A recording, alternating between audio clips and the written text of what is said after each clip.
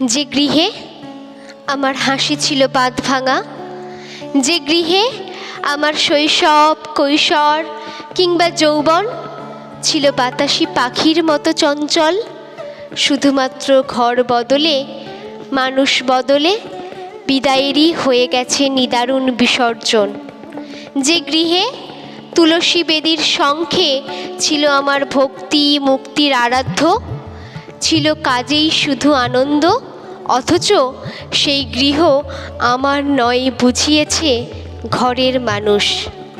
এক বিদায়ে আমার হয়ে গেছে বিসর্জন।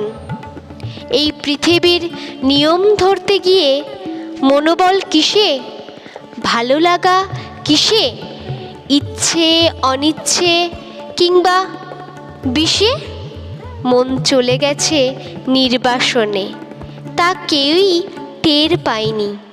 এক বিদায়েই হয়ে গেছে আমার বিসর্জন।